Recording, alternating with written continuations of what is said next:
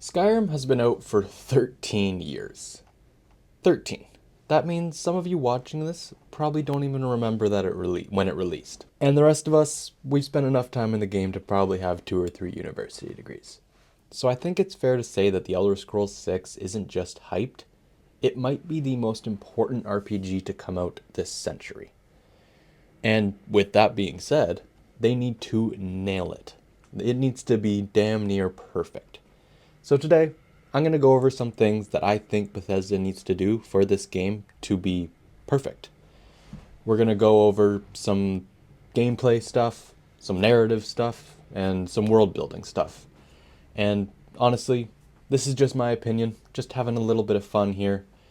I love The Elder Scrolls, so I think I have a pretty good say in what I think the game should be like. But I would love to hear what you guys think The Elder Scrolls should have in it. But for me, we're going to talk about what I want. So let's get right into it. I think for the setting, most fans agree on Hammerfell and High Rock being the 2 best options. And a lot of fans say that they should be grouped together into one. And that makes sense.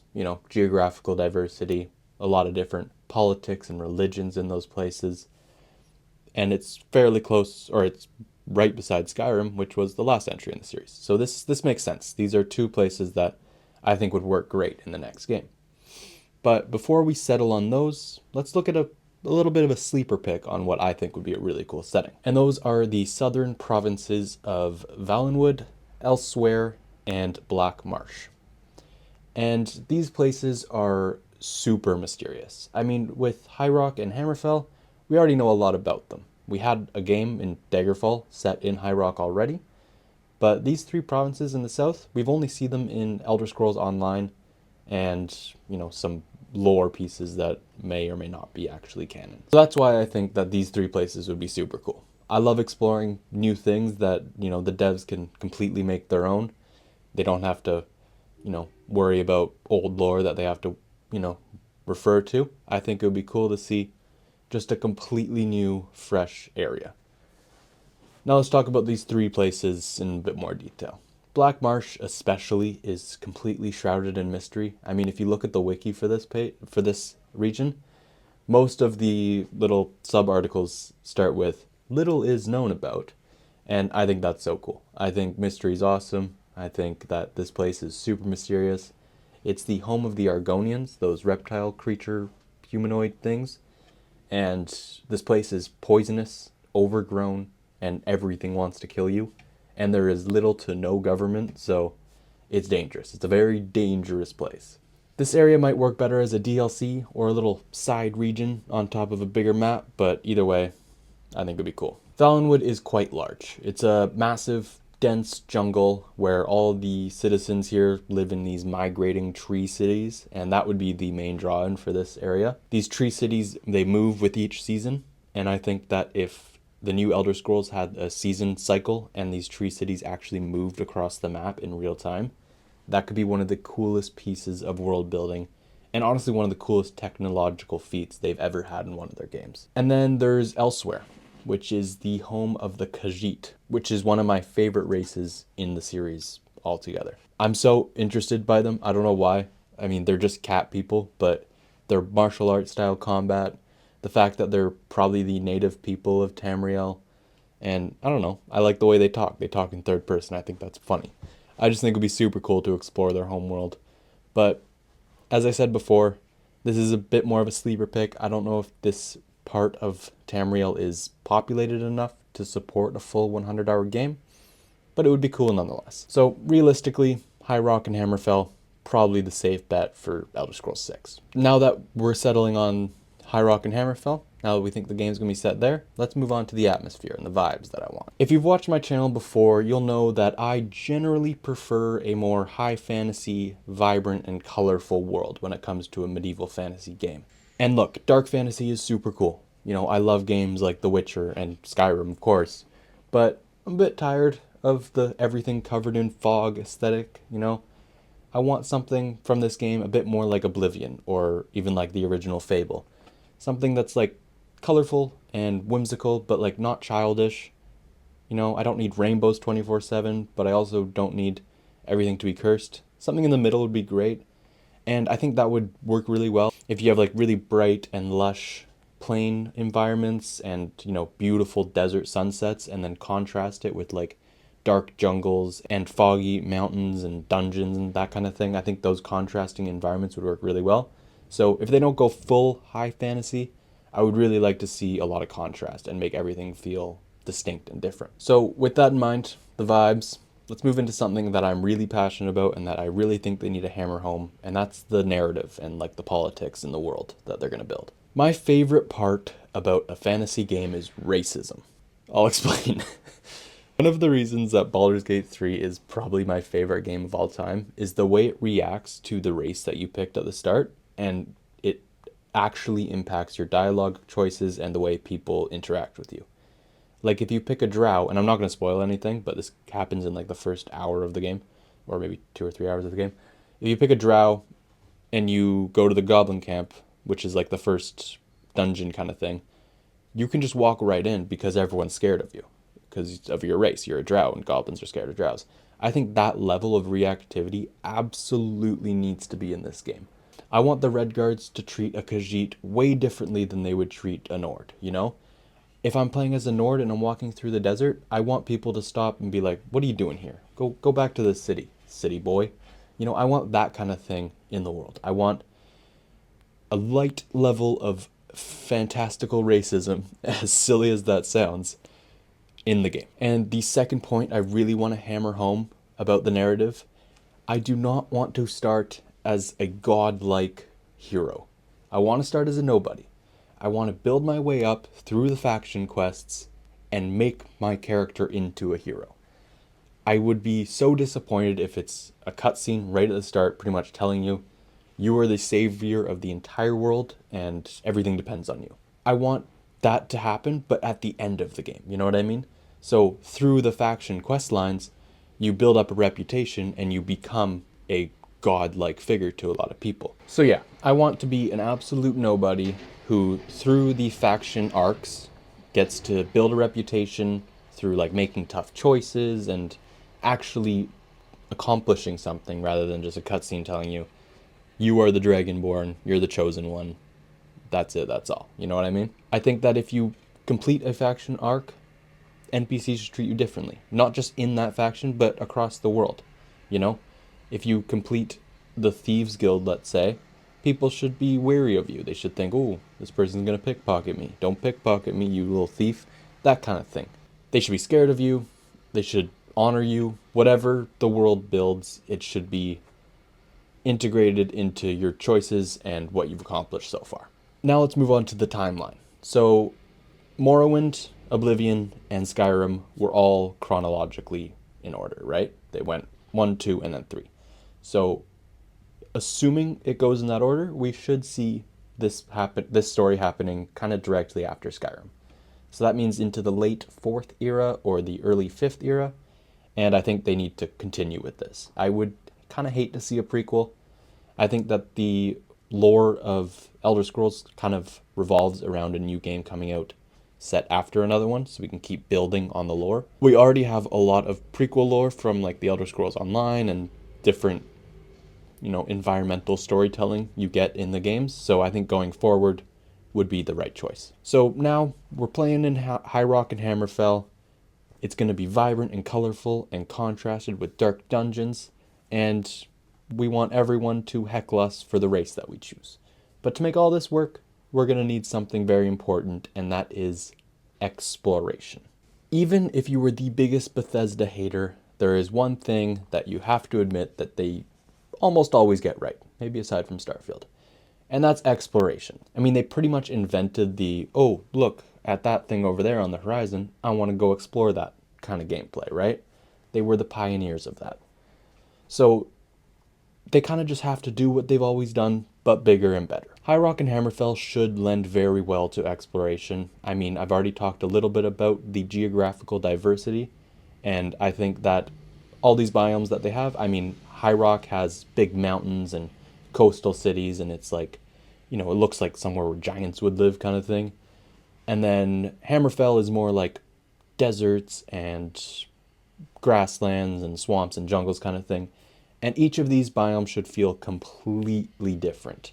Like I should go from one to another and feel like I'm entering a whole new game. That's the kind of level of exploration that I want in Elder Scrolls 6. And on top of that, environmental storytelling, again, something that Bethesda does very well, but something that they need to keep on doing really well. I love when a game doesn't push a story down your throat. I mean, you'll have the main story, and that'll be pretty linear, and like not linear, but that'll be, kind of forced upon you. But then side quests and stuff should be explorable, I should walk into a dungeon and read a note, and if I'm willing to read it, then I get a little bit of something out of it, you know what I mean? It should reward the people who actually want to explore and read and get fully involved in the lore. Dynamic events and a living world are another thing that they really need to focus on. Like, I want traveling merchants to actually travel, I want big creatures to traverse across the landscape from biome to biome, not just like static encounters. I want to be walking along and see flashing lights in the distance and think, oh my god, there's wizards fighting over there or something. Like, I want that level of dynamic events, world events, that kind of thing that just happen randomly. Think about like Dragon's Dogma 2, something like that, where you'll just randomly stumble upon something and a big dragon will come crashing over the cliffside. Like, I want that kind of vibe, One thing that's definitely a bit far-fetched, but I think would make the exploration just go to a whole nother level, would be naval traversal and combat. And I know, I'm not sure if they'll actually go through with it. They haven't really said anything, obviously, but in between High Rock and Hammerfell, there is a bay, the Iliac Bay. And it would be so cool to take a ship and just go across and in between and visit islands that aren't really on your map and maybe engage with like pirates and stuff. I don't know. I think it would be awesome. Maybe you can even customize your ship like we had in Starfield. Make it your home like we had in Skyrim. I don't know. I think it would be awesome. Don't know if it's going to happen, but that's one of my far-fetched ideas that I think would just take exploration to a whole nother level. This alone could add like 20 or 30 hours to the game. I mean, mods would go crazy with this, right? So, naval exploration, huge wish list item. Don't know if it's going to happen, but let's just hope. And with all the exploration out of the way, let's talk about the dialogue, something very important. Bethesda's dialogue system has a lot of charm to it. It gets a lot of hate for the NPCs standing, in the middle of your screen, just staring directly into your soul when they talk to you in a very monotone voice kind of thing, you know what I mean? And I personally don't mind it. I kind of find it charming. It doesn't break immersion for me too much, but one thing they need to work on is what actually happens in the dialogue, The voice acting is usually fine, but they need to focus more on, reactivity and options. I want choices that change not just the storyline you're doing, because they've already done that, but the actual world around you.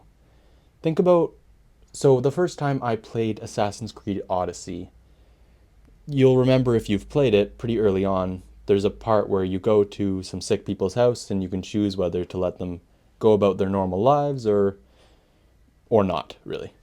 And if you choose to let them go, which is probably the pretty common pick for that part of dialogue, and you come back a couple in-game hours later, you'll find that the entire island is completely wiped out by a plague, and it's gray and desolate, and it's nothing like it was before. That part of the game was absolutely shocking, and so, I don't know if rewarding is the right word, because it felt like you killed, a couple thousand people, but it was really cool, right? It felt like the game actually heard what you said and put it into the world. And I think that a lot of games have done this to an extent. I mean, that's kind of the best example I can think of off the bat. But think about The Witcher 3's Bloody Baron quest, that kind of thing. So I think dialogue should not just change the story that you're working on, but the world around it and maybe other stories as well. I also think that within the faction arcs, you shouldn't just be able to do all of them at the same time and have no consequence. I think that if you're working on a more noble arc, then the Thieves Guild shouldn't trust you. Or if you're working on a Thieves arc, then the nobles shouldn't trust you. That kind of thing, right? If you betray a certain faction, you should get assassins out for you, I think if you, support a religious group, you should be able to change the course of wars that go on and these kind of things. I want factions and politics to feel alive and evolving. Smarter NPC memory is a big thing. I think that if you make big decisions, the NPCs around that area should remember it, right? People should just walk by you on the street and be like, oh, you're the one who killed all those cult leaders. Choices should ripple across the entire game, not just through the one quest line that you're doing. If Elder Scrolls 6 can even get halfway to a Baldur's Gate 3 level of reactivity, I think that they're already most of the way to a great game. The combat in Elder Scrolls 6 needs a big overhaul. I mean, Skyrim in 2011, it was already outdated when it came out, right?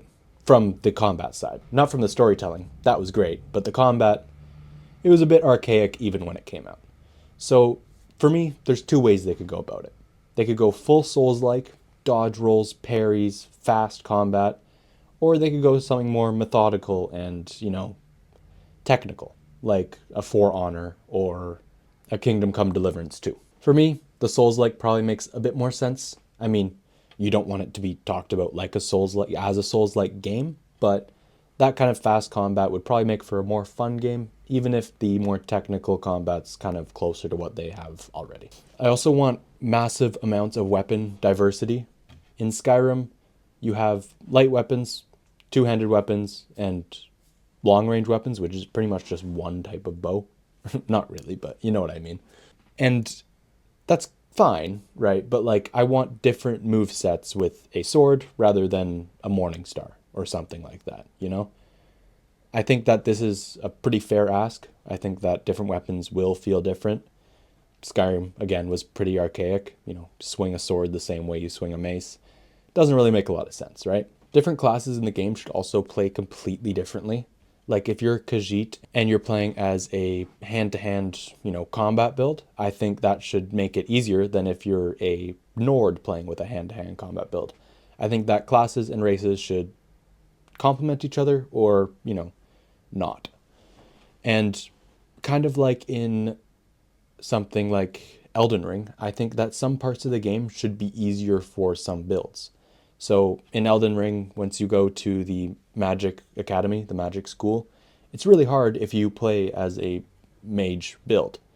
But for the rest of the game, it's actually quite easy. I think that kind of, challenge should be there for different builds so that it's not just streamlined through the entire game.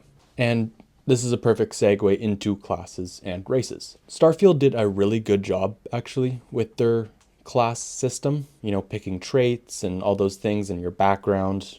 And I think that Elder Scrolls 6 should and probably will take a lot from this into the game.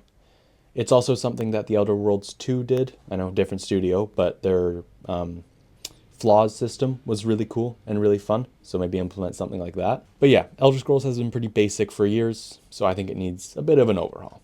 I want deep class variety, 3 different types of melee combat classes, 3 different types of range combat classes, 3 different types of magic classes, a hand-to-hand combat, maybe one that's just really focused on speech and, those kind of things. I want subclasses, traits, hybrid classes even. I want it to be deep and involved. And that's the point.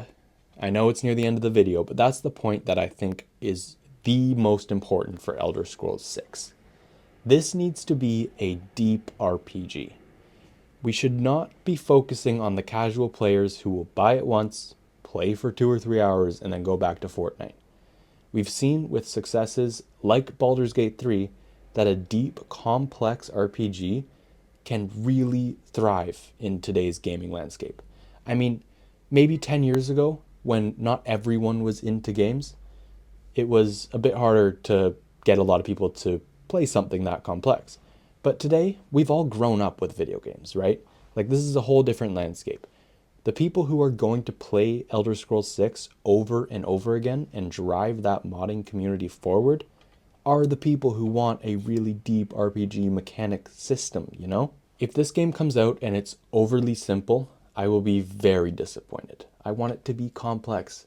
Not something like a CRPG level of complex, like maybe not even as complex as Baldur's Gate 3, but just give me some crunchiness to the mechanics, But yeah, Elder Scrolls 6.